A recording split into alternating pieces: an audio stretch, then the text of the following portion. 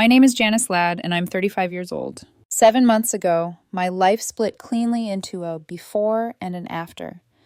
And the worst part was that no one heard it happen. No shouting, no slammed doors, no dramatic scene from a TV drama. Just me, alone in the dark at 2 a.m, staring at my husband's phone screen while he slept beside me. The messages weren't subtle, they weren't coded, they weren't even ashamed. They were from a woman he'd saved under a fake name, but the intimacy was unmistakable. He told her what hotel he'd booked. He told her how he couldn't wait to see her again. He told her things a man only writes when he's already crossed a line he can never uncross. I sat there, holding the phone like it was a grenade that couldn't decide when to explode. My husband, Jason, lay breathing softly next to me, peaceful and unbothered. Meanwhile, my heart had already cracked open, bleeding quietly in the dark. I didn't wake him. I didn't scream. I didn't pack a bag. I didn't call the other woman. I froze. The tears didn't come until later, in the shower where the water drowned out the sound, in the car where no one could see me, and once, when the kids were asleep, with my face buried in a pillow to keep the sobbing quiet. But that night, that first night, I didn't cry. I simply shut down. The next morning, I made coffee. I made breakfast. I tied shoelaces and signed permission slips. Jason walked into the kitchen, kissed my cheek, poured himself coffee like he wasn't actively tearing our family apart. "Morning," he said casually. "Morning," I whispered back. I wish I could say I confronted him immediately, that I threw the phone at him or demanded the truth. But my reaction wasn't fire, it was ice. Instead of blowing up, I quietly collapsed. Something inside me folded in on itself so tightly I wasn't sure it would ever open again. Over the next weeks, I grew silent. Not out of strategy, out of numbness. Jason would ask, "Everything okay?" I'd answer, "I'm fine." He'd ask, "Need anything?" I'd mutter, "No." We went from partners to strangers sharing a kitchen. Eventually, I learned to avoid him entirely. I stayed late at work. I walked the long way home. I sat in the car for 20 minutes after parking, pretending to scroll while really just breathing. I watched him lie, watched him disappear for meetings, watched him hide his phone under pillows. Every new deception was another quiet cut, and he never even noticed me bleeding. About 3 months after discovering the affair, I found a lawyer. In my country, infidelity still has legal consequences. I didn't want to ruin him. I didn't want revenge. I just wanted out, cleanly, safely, without a second betrayal. I paid the retainer. I kept the invoices. I kept the emails. Then one day I left the divorce lawyer bill on the kitchen counter, right next to the fruit bowl Jason reached into every morning. If he saw it, he said nothing. If it scared him, he hid it well. I took his silence as confirmation. He didn't care. He had already chosen someone else. I was just the placeholder holding up the other half of his life until he figured out how to rearrange it. But our kids noticed. Kids always do. One night, as I tucked my daughter into bed, she whispered, "Mom, are you and Dad mad at each other?" My chest tightened. Behind me, in the hallway, I could sense Jason hovering just out of sight. He wasn't listening to fix anything. He was listening to avoid responsibility. "No, sweetheart," I said softly, brushing her hair back. "This isn't your fault. Sometimes grown-ups forget how to be good to each other. But we both love you. That's the part that will never change." I knew Jason heard me. He didn't correct me. He didn't ask what I meant. He didn't even blink. He just walked away. That was the moment I knew we were truly, irreversibly over. After that, the tears slowed. My shaking hands steadied. Something inside me began stitching itself together, thread by thread. And then, of all places, of all moments, I ran into someone who lit a spark I had assumed was long dead. It happened in the cereal aisle of the grocery store. I was trying to decide between two brands, the expensive one my kids preferred and the cheap one my budget preferred, when I heard someone say, "Janice?" I turned and froze. Broad shoulders, warm eyes, a smile I remembered from years ago. "Marcus?" I breathed. Marcus Hale, the guy from my senior year of school who used to walk me halfway home, by coincidence. The boy I'd always had unresolved tension with. The almost something that life pulled me away from before either of us was brave enough to reach for it. He laughed softly. "Wow, I thought it was you." But I kept thinking, "No way, you look amazing." I actually blushed. When was the last time someone looked at me and really saw me? We caught up right there, blocking half the aisle as people steered their carts around us. It felt ridiculously natural. Years melted away like they hadn't existed. He asked about my life. I admitted I was married with 2 kids. His eyes searched mine when I said it, like he could see the fractures beneath the words. Happy? He asked gently. My throat tightened. It's complicated. He nodded. He didn't pry. Marcus always knew how to leave space for the truth without demanding it. After half an hour, he finally cleared his throat. Okay, this might be crazy timing, but would you like to get coffee sometime, just to catch up? For one beautiful, dangerous second, I pictured it. Sitting in a quiet cafe, laughing, feeling like Janice the woman, not Janice the wounded wife. Then reality snapped back. I can't, I said quietly. Not right now. Bad situation, he asked. Very. He nodded again and pulled out his phone. Here, he said, typing in his number. You don't owe me anything. But if you're free, call me. I'd really like to know the woman you became. I swallowed, hard. He smiled, soft and warm. Take your time, Janice. We parted at the checkout. That night, instead of circling the block or sitting frozen in the car, I walked into my house with a steady breath and a new kind of strength in my spine. Jason glanced up from his phone. You're home early. Sit down, I said, my voice calm in a way that startled even me. We need to talk. He frowned but obeyed. I've known about your affair for 7 months, I said. I've checked out. I've been preparing for divorce. I want my life back. I want to start dating again, when I'm free. His face drained of color. So, I continued, it's time for us to get divorced. Don't you agree? For one split second, I expected relief. Instead, Jason's entire face twisted, and he broke. And that was when everything became terrifyingly complicated. Jason didn't just frown. He didn't argue. He didn't protest like a normal guilty husband caught in a lie. He collapsed. His face twisted into something almost unrecognizable. Confusion, fear, disbelief, and a raw panic I had never seen on him, not even during the worst nights with crying babies or job layoffs or hospital scares. What? He whispered, voice cracking. Janice, no, please wait, you don't understand. Then the dam burst. He launched forward, grabbing my hand so tightly my fingers went numb. His whole body shook. Please don't do this. Please, I'm sorry. I'm so sorry. I'll fix everything. I swear I'll fix it. The sound he made was not normal crying. It was a broken animal sob that shook the room. I just stared at him. 7 months. 7 months of him ignoring me, lying to me, sneaking around. 7 months of me spiraling silently into emotional starvation. 7 months of his apathy. And only now did he suddenly find his tears? I thought I began, but he cut me off with a desperate choke. I made a mistake, he cried. A horrible mistake. It didn't mean anything. I was stupid. I don't know what I was. Please just don't throw us away. Don't throw me away. Throw him away? The irony tasted bitter. You threw us away, I said quietly. 7 months ago. He shook his head violently. No, I didn't think you knew. I thought things would just go back to normal. I thought you'd still love me. That we could fix. Fix? I repeated, stunned. Jason, how do you fix something you kept breaking over and over again without even acknowledging it? He let out another strangled cry and covered his face with both hands. His shoulders shook. The rawness of it would have impacted me once, maybe even destroyed me. But right here, right now, I felt nothing. Or maybe what I felt wasn't nothing. Maybe it was clarity, cold, sharp, necessary. Janice, he gasped between sobs. I'll go to therapy, couples counseling. I'll quit my job. I'll delete everything. I'll show you my phone, my passwords. You can have everything. Just don't divorce me. I'll do anything. I blinked at him because this was a man who, just weeks ago, couldn't even muster the energy to text me a simple, I'll be home late. Why now? I asked quietly. He froze. Why now, Jason? Why not 7 months ago, when I cried myself to sleep? Why not when I left the lawyer bills out for you to see? Why not when you heard me telling our daughter that sometimes grown-ups can't stay together? He opened his mouth, but nothing came out. That's when it hit me. He wasn't terrified of losing me. He was terrified of something else. The kids, his reputation, the legal consequences of cheating in our country, which could cost him everything. His sudden panic felt too sharp, too disproportionate. He wasn't fighting for love. He was fighting for damage control. Jason, I said slowly, do you even care about why I'm leaving? Or do you just care about what the divorce will look like for you? He shot up from the couch like I'd slapped him. No, I care about you. I love you. I never stopped. The words sounded hollow. Love doesn't hide in hotel rooms. Love doesn't send secret messages at 2 a.m. Love doesn't let their spouse bleed silently for months. You didn't even ask why I checked out, I said.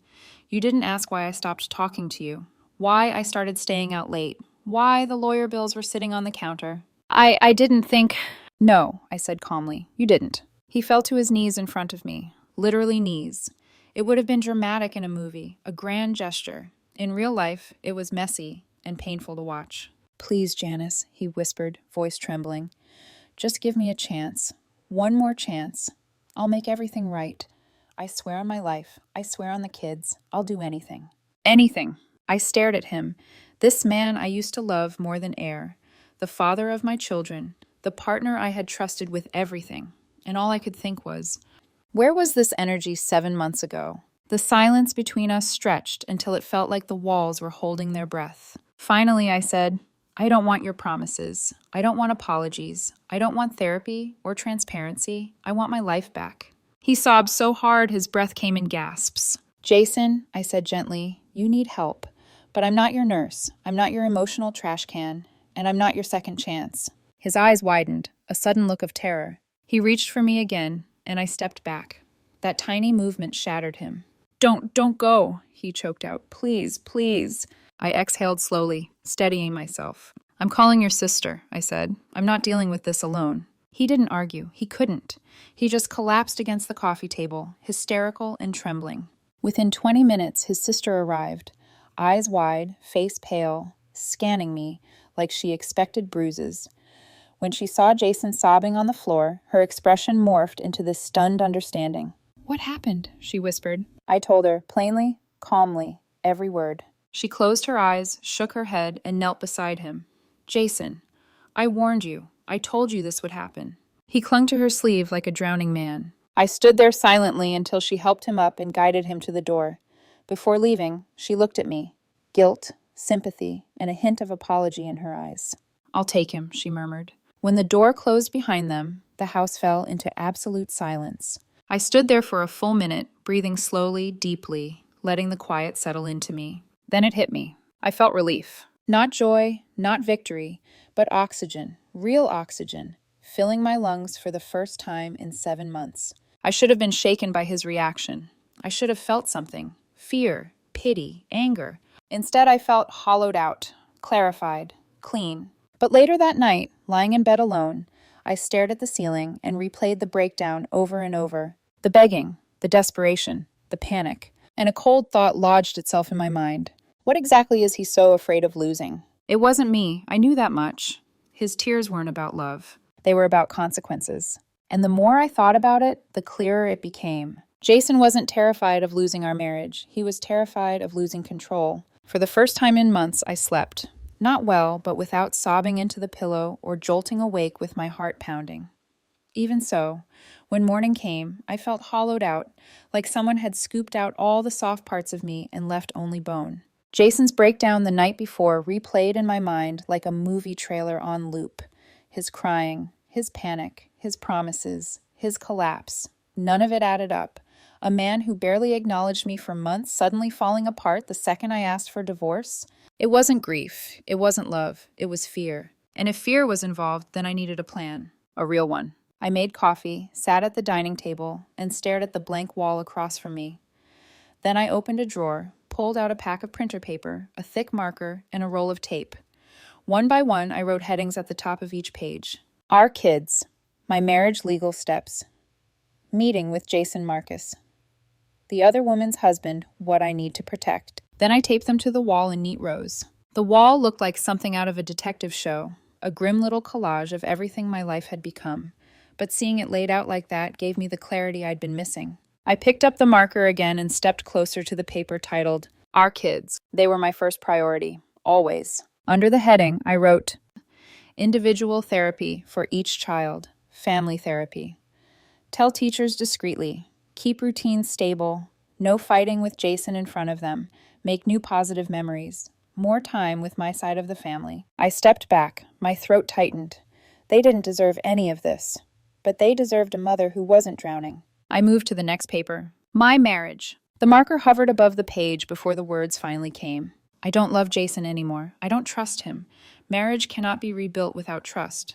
Even if I could love him again, I don't want to. Staying would teach the kids that betrayal is acceptable, divorce is necessary, emotional detachment is permanent. Seeing it written down made it real. I imagined what our wedding vows would look like now. Something brittle, something sharp, something dead. I breathed out slowly. Then I wrote the sentence that sealed everything. He ended our marriage, I'm just finishing it. Legal steps. This section grew fast. STI test. Done. DNA tests for the kids. Booked. Consult lawyer again after meeting with Jason. Document every conversation. Keep evidence secure. Prepare for custody discussions. No emotional decisions. Stay calm. I paused. DNA tests. Not because I truly doubted my children. They had Jason's eyes, his hair, his smile. But because I wasn't going to let the future slap them in the face someday with unanswered questions. They deserved medical clarity, genetic history, certainty. It wasn't mistrust, it was protection. Meeting with Jason. This was the page that mattered most. Under it, I wrote, "Stay calm, don't be cruel. Speak only in facts. Avoid emotional traps. Don't argue. Don't negotiate reconciliation. Be clear. Marriage is over. Discuss only logistics. Stay for no more than 2 hours. End the meeting if he escalates." Then I hesitated before adding, "And do not give false hope." I stepped back again. He needed to understand that no amount of tears, theatrics, or promises could erase 7 months of betrayal. Marcus. My hand slowed as I approached this one. Seeing his name in black ink on white paper felt intimate in a strange, quiet way. I stood still for a moment, thinking of his warm eyes in that grocery store aisle, the softness in his voice when he told me to call him when I'm free. Then I wrote, "Do not contact him until divorce is final. Avoid emotional attachment. He deserves honesty. I deserve clarity. Keep boundaries. Life is messy, but don't drag him into mine yet." I remembered the moment he typed his number into my phone, the gentle way he said, "Take your time, Janice." It had felt like a lifeline, but I wasn't ready to reach for it. Not yet. The other woman's husband. Under this heading, he deserves to know. Only share what's necessary. No emotional entanglement. Don't use him for validation. Protect the kids. Coordinate through lawyer if needed. I'd seen enough stories online to know that betrayed spouses sometimes clung together out of pain. I wasn't going to let that happen. I wasn't going to build any relationship, friendship or otherwise, on the ashes of infidelity. When I finished writing, the whole wall stared back at me. A map, a plan, a way forward. For the first time, I didn't feel like I was drowning. I felt prepared. Then came a knock at the door. Jason's sister stood outside, her expression tense. "He wants to meet," she said. He hasn't slept. He's in bad shape." I nodded calmly. I was ready. The meeting. We met in our living room. I sat on the far side of the couch, putting space between us. Jason looked worse than the night before. His eyes were bloodshot, his face swollen, his hair unwashed. His hands shook visibly. He looked like guilt in human form. "Janice," he whispered, voice cracking. Please just hear me out." "I will," I said, "but this won't change the outcome." He flinched like I'd struck him. His sister sat nearby, ready to intervene if needed. Jason started talking, or rather, unraveling. The words tumbled out in a messy, desperate confession.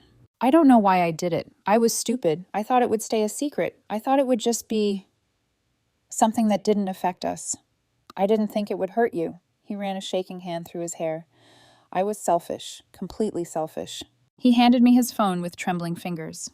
"I blocked her," he said. "A month and a half ago. Look." He unblocked the number. Messages poured in like a broken dam. Dozens, maybe hundreds, all unread. His sister gasped. I stayed still. "See," he pleaded. "I ended it. I tried to fix myself. I tried to—" "Jason," I said softly, "you didn't end the affair because you wanted to save our marriage. You ended it when you realized you were losing control of me." He stared at me, stunned. "I've taken an STI test," I continued calmly, "and I've booked DNA tests for the kids." The color drained from his face. "No," he whispered, shaking his head violently. "Janice, no. Please, I swear, there was never—" His voice broke, then his entire body shook. He cried, deep, chest-crushing sobs that shook the room. For a moment, I wondered if he might pass out again. His sister tried to comfort him, but he clung to the couch instead, gripping the fabric like it was the only thing keeping him upright. "Janice," he begged, I will do anything. Anything. Open marriage, my passwords, therapy, whatever you want. Just don't let me lose you. Don't let me lose our family. His desperation filled the room like choking smoke. I inhaled slowly. I'm not interested in supervising you, I said. I'm not interested in controlling you. I'm not interested in rebuilding what you destroyed. His face crumpled. Our marriage is over. He sobbed harder. 5 hours of tears, confessions, breakdowns, apologies, bargains, and collapse. By the end, his nose began to bleed heavily. Stress, exhaustion, dehydration, who knows? When he swayed, I grabbed his shoulders before he collapsed completely. Call an ambulance, his sister cried. I'll drive, I said, because he may have broken my heart, but he was still the father of my children. Hours later, after I dropped them off at the ER and made sure he was stable, I walked back into my house. The wall of paper waited for me, silent and firm. My roadmap, my refuge, my truth. And for the first time, I knew exactly who I was again. Janice Ladd, mother, woman, human being, and someone who would never, ever settle for someone's leftovers again. The house was silent when I returned from the hospital. Not peaceful silent, hollow silent. The kind of quiet that settles into your bones, reminding you that a chapter has ended even if the paperwork hasn't caught up yet. Jason was still being evaluated at the ER. His sister stayed with him. I didn't ask for updates. I didn't need to know. For the first time in 7 months, the burden wasn't mine to carry. I walked into the kitchen and glanced at the wall of papers again. Some pages fluttered slightly from the air conditioning, like they were breathing, waiting. I stared at the one titled My Marriage. It felt final. My phone buzzed. Jason's sister. He's stable. They think the stress triggered everything. He's asking for you, but I told him you needed space. I hope that's okay. I typed back. Thank you, that's okay. Please take care of him. Because even when someone breaks you, you can still wish them safety, just not access. The aftermath begins. The next morning, everything began unraveling at once. First came the video call from Jason's mother. Not a warm, supportive mother-in-law, but the kind who believed image was more important than honesty. Janice, she said, voice thin with panic. Jason told me you're divorcing him. Don't make any rash decisions. Think of the children. I inhaled slowly, keeping my tone neutral. I am thinking of the children. Then give him another chance, she snapped. He made a mistake. Men do that.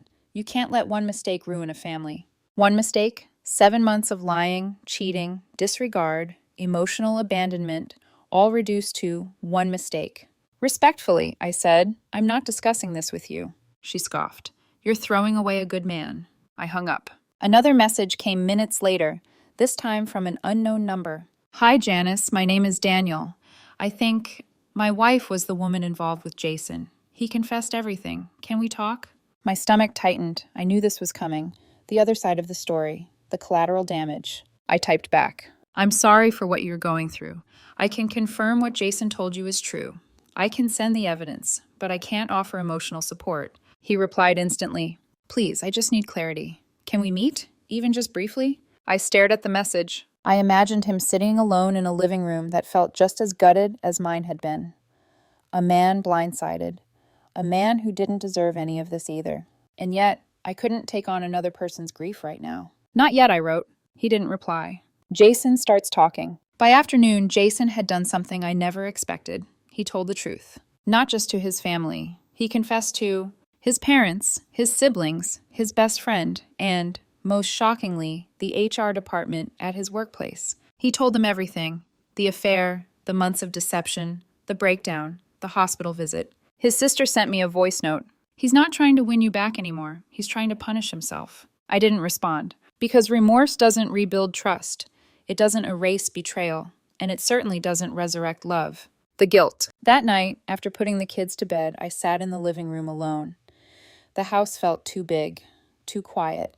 I wrapped a blanket around myself and stared at the wall of papers, the ink markers of a life I never wanted but had no choice but to navigate. Guilt crept in slowly. Not guilt for leaving. Guilt for being the one who had remained functional. Jason had broken down completely. I was the one holding everything together. The kids, the house, the logistics, my job, the emotional load. But I wasn't supposed to feel guilty for choosing self-respect. Still, the guilt whispered. Did I break him? Should I have tried harder? Is this too harsh? Should I be doing more? Then, like a counterweight, another voice rose inside me, quieter, steadier. He broke himself. You are not responsible for the consequences of his choices. I breathed out.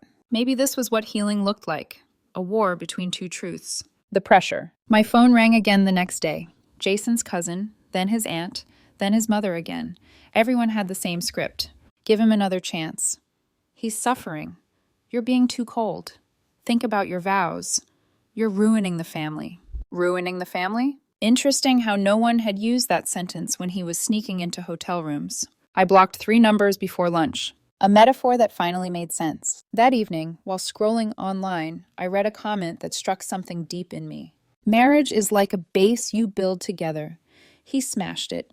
Now he wants your help to glue it back together. But every missing piece leaves sharp edges. And every time you touch those edges, you will bleed. I sat completely still, my eyes burned. That was it. That was the truth. I wasn't protecting myself from Jason. I was protecting myself from the shards. The final moment of peace. That night, after the kids were asleep, I stood in front of the wall again. The papers fluttered softly, like they were waiting for something. I reached up to the sheet titled My Marriage. I held the edges. I inhaled slowly.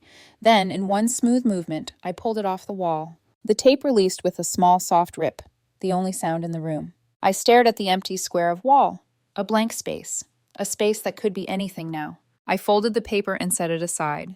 It no longer belonged in my future. Then I turned to the page titled My New Life. Under it, with trembling fingers, I wrote 3 words. Call Marcus when ready. I didn't mean tomorrow. I didn't mean next week. I didn't even mean next month. I meant when healing isn't a battlefield, when love doesn't feel like betrayal waiting to happen, when I no longer doubt myself, when I am truly free. The house was silent, but this time the silence didn't feel hollow. It felt like the beginning of something. Not revenge, not justice, just consequences, and a woman choosing her own life again.